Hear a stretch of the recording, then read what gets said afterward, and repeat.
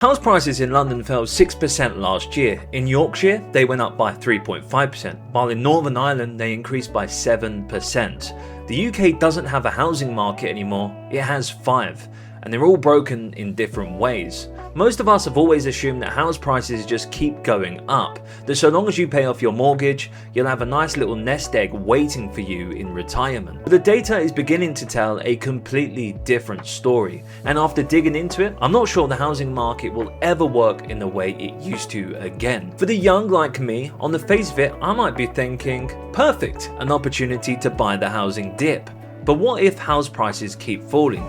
And for those relying on their house to hold its value, what should they do? In this video, I'm going to show you exactly what's happening in the UK housing market, who is winning and who is losing, and what's driving these price changes, and finally, what our future looks like, especially as the wealth transfer really kicks into gear. So let's get started, shall we? We all know the recent history. COVID sent house prices through the roof, then inflation hit, the Bank of England raised rates to levels not seen in 15 years, and the market ground to a halt. Demand sank, first-time buyers stayed at home, and families looking to upsize found their next move out of reach.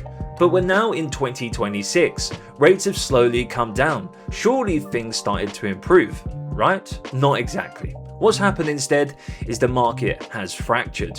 House prices in London have fallen by 3% year over year. Meanwhile, prices in Yorkshire, the North East, the North West, and Northern Ireland saw increases of around 3.5% to 7%, a fantastic gain. And when you look into why, it becomes obvious. The median value of a house in London is 83% more than its counterparts in the rest of the country, while household income is only 12.5% higher.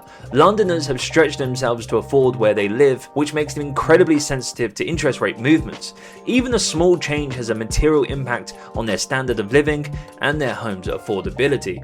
In Yorkshire and Northern Ireland, the picture is completely different. The median cost of a home in Yorkshire is £198,000, while the median income is £35,000. That's far more affordable, and households there are much less susceptible to interest rate changes, so prices just keep rising. In short, the more stretched you are, the harder you've been hit, and nowhere is that more obvious than the leasehold market. March 2026 was the first time in history where the average cost of service charges across the country rose above £200 per month, a 32% increase in the last 5 years. What this means practically is that 37% of flats now have service charges exceeding 1% of the flat's total value.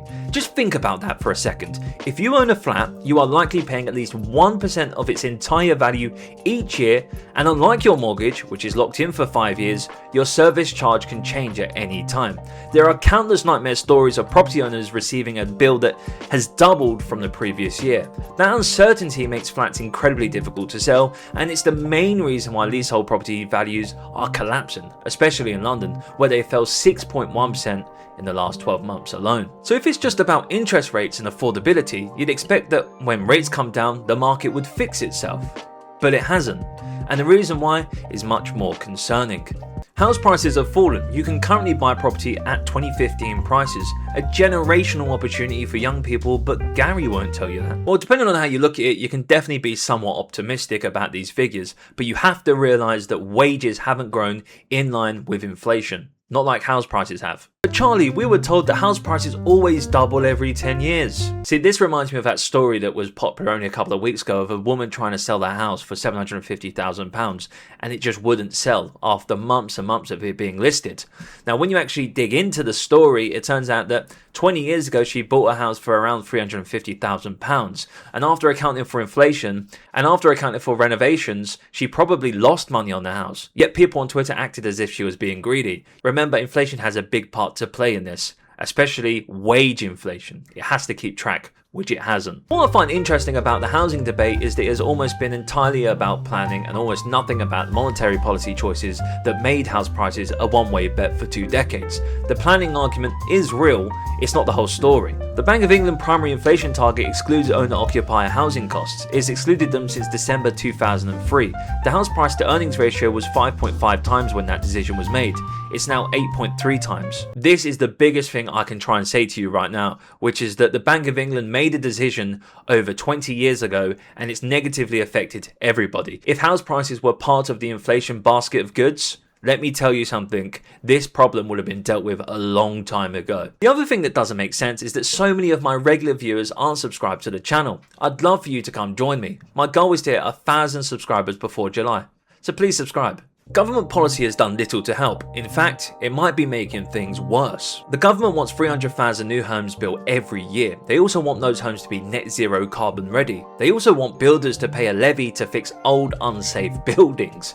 You can see the problem. You can't tell builders to build more while simultaneously making it more expensive to build. Let's look at the numbers. Not a single one of the last 10 years were 300,000 houses built. Not once and not even close. Now, to be fair to Labour, they have tried. They've streamlined the process for small to medium house builders to get faster decisions from expert officers rather than committees. They enacted the Planning and Infrastructure Act to remove blockages and delays. But at the same time, the new environmental standards and the building safety levy eat into builders' margins, and the result? The biggest builders in the country are pulling back. Taylor Wimpey said they have no intentions of building as many homes as they did pre-COVID until 2030.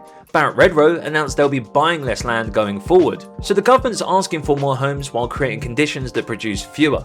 And that contradiction is baked into the market. But even if they fix that tomorrow, there's another force pushing prices that nobody in government seems willing to confront honestly. Before we get into that, there's another policy-driven shift already reshaping the market in ways nobody intended. Changes in the tax regime, specifically Section 24 mortgage interest relief, as well as higher stamp duty surcharges and tighter regulations, have made owning rental properties financially unviable for many landlords. So they're selling up. In the short term, that increased supply can push prices down, which sounds helpful, right? But here's the catch. Those same properties were providing rental homes. As landlords sell, the rental stock shrinks. Less stock means higher rents. Higher rents mean more renters think, at this point, I might as well just buy, which pushes demand right back up. A policy designed to raise taxes and encourage home ownership is actually making life tougher for those who need short-term accommodation, but because rents are already expensive and getting worse, renters may have no choice but to buy, pushing demand even higher in a market that's already stretched. Window size really is one of the most shocking examples of patronising safety regulations in the UK. Hundreds of thousands of new houses are being designed and built with tiny windows because someone decided we can't be trusted not to fall out of them. Jesus Christ, honestly, that looks bloody awful. Is that a real thing? It's awful. UK planning rules are insanely bureaucratic about the things people don't want. Visit the new build today. In the same room, one window has don't jump out bars, but the other doesn't due to random building reg madness. I genuinely never knew this was a real thing until recently, and I was shocked. But then again, I shouldn't be, because this is Britain and this kind of stupid stuff appears everywhere. It's a joke. Why can't you just remove this regulation? Why do we get treated like we're idiots? Now, if I show you this table, you will understand why house prices haven't crashed despite everything working against them. Britain has an aging society. Older people are eventually passing away, which should increase the stock of houses available. Given that we have an inverse population pyramid, meaning we have more old than young, we could have been in a position where we had plenty of housing stock and not as many buyers, something I do come back to later. But we have never experienced that reality. Older people are living longer, and immigration has been a feature of Britain's economic policy for almost 3 decades. Adding millions of new people into a market that isn't building fast enough to absorb them only increases demand for the limited stock available. Prices are driven up to the benefit of only those who are already on the housing ladder. Here's the data, ONS net immigration figures alongside dwellings built each year, assuming each household is made up of 2.4 people. Look at 2022 and 2023, the shortfalls are enormous. This is additional demand, remember, in excess of what is already existing. Every negative year means more demand and higher prices in the future. And positive years don't mean there's excess supply, it just means there was enough housing stock to, after accounting for new people entering the country, to provide it for existing citizens. It's expected that around 1 million properties will be bought and sold in the UK this year, half of which are expected to come from first-time buyers. In 2022 and 2023, a lot of commentators predicted a housing crash. It never arrived, and the reason is staring you right in the face. The enormous demand that built up during that period absorbed any downward pressure from higher rates. The data suggests that without sustained net migration at these levels, the supply-demand imbalance would have looked dramatically different. While it's true that housing is a long-standing problem, pointing at immigration as the reason for it is reductive and simply incorrect. Halting immigration isn't going to solve the housing shortage or the rent prices. These are the sorts of tweets and opinions that ruin the actual debate. If you're just trying to act as if demand isn't a problem in a demand and supply equation, you're just being dishonest. Demand is probably the single biggest reason as to why house prices have shot up in recent years. It's got nothing to do with supply. Britain has 1 million empty homes. Over 2 million council houses were sold off under right to buy, many now owned by private landlords. The housing crisis wasn't caused by migrants, it was caused by turning houses into a commodity instead of public infrastructure. This is technically true, but the real numbers are 250,000 of those homes are second homes, around 200,000 of those homes are actually in probate or renovation, so no one's living in them yet, and about 300,000 of them are actually empty, but I'd argue they're probably in areas no one wants to live in.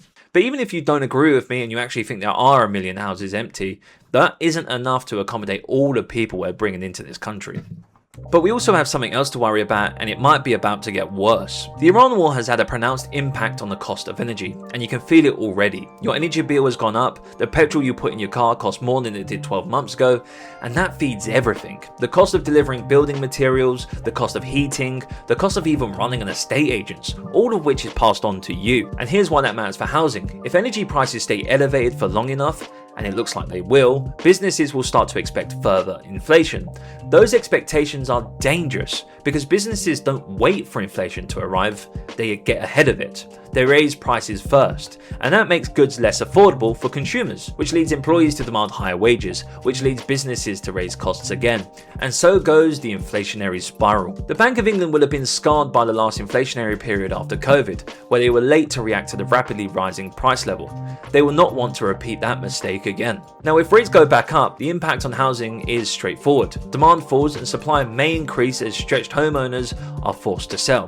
The question is how quickly the bank will respond. We currently have house sales running at around 80,000 each month, which is down from pre-COVID levels of around 90,000. When the bank last raised rates in 2022, it was after the inflation had already been rising for over 8 months, moving from 0.7% to 11.1%. Will they move quicker this time? Time will tell. Britain is particularly vulnerable because decades of inadequate energy policy. We are more exposed to global energy shocks than most of our peers, and that exposure feeds directly into the cost of borrowing, which feeds directly into the cost of housing. Every link in that chain is under strain at the moment. So if all those forces are working against the housing market, is there anything that could really help us? Earlier I mentioned the inverse population pyramid, where there were more older people than young, and that the factors affecting supply and demand have mostly benefited those already on the housing ladder, most of whom are older. This has led to some commentators talk about the great wealth transfer, the hundreds of billions of pounds worth of assets that sons, daughters, grandsons and granddaughters will inherit when their grandparents pass away. We established earlier that the expected wave of housing supply from an aging population never materialized because immigration kept demand elevated. But what happens when the wealth transfer truly kicks into gear? Families inheriting houses tend not to keep them. They sell, which should add supply to the market, right? Well, maybe not. The average cost of residential care in England is around £40,000 a year. The average stay is roughly 3 years, so that's £120,000 consumed out of a £250,000 property before your children see a penny. Most pensioners don't pass on a fully paid house. Many sell or part sell their home to fund their care long before inheritance is even a question. And even those who do inherit outright, there's inheritance tax. And depending on the value of the estate and any changes to inheritance tax thresholds, a meaningful portion of that wealth could be lost before it reaches the next generation. The Great Wealth Transfer, often talked about as the thing that will finally rebalance the housing market, may not deliver the relief that young generations are hoping for. The wealth gets consumed on the way down, and what's left gets taxed. The days of buying a house in Britain and assuming it will always go up are over. The UK housing market is no longer just one market. It's 5 markets moving in 5 different directions for 5 different reasons. And until we accept that, we'll keep making the same mistakes. Everyone talks about these problems individually. Nobody talks about the fact that they're all happening at the same time and that they contradict each other. Supply is constrained, which should push prices up, but leaseholds are collapsing anyway. Demand is surging, which should push prices up, but affordability is getting worse. The great wealth transfer should unlock supply, but care costs eat it first. This market isn't moving in one direction, it's being pulled apart. If I were a homeowner, I would stay well away from owning a leasehold anytime soon. Until the government finds a way to regulate the service charge crisis, there is a very high probability that your flat will be difficult to sell in what could become a fairly illiquid market. I worry about the future rises of interest rates too, and the effects of a perceived destabilised country on our cost of borrowing. If inflation hits and rates rise, people will be squeezed, especially those with high loan-to-value ratios. However, contrary to that point, owning debt at a fixed rate during inflationary cycles can actually be a positive thing. The real cost of your debt sinks so long as your income rises. It's a bet businesses make all the time, and it does work. My final thought is this though. If you own a home and you're happy where you live, don't think twice about the market. It usually sorts itself out, and the price of being happy and content is worth more than the financial saving you might make by trying to time it. And if you're a buyer, just be careful. Offer well below asking and avoid leaseholds entirely.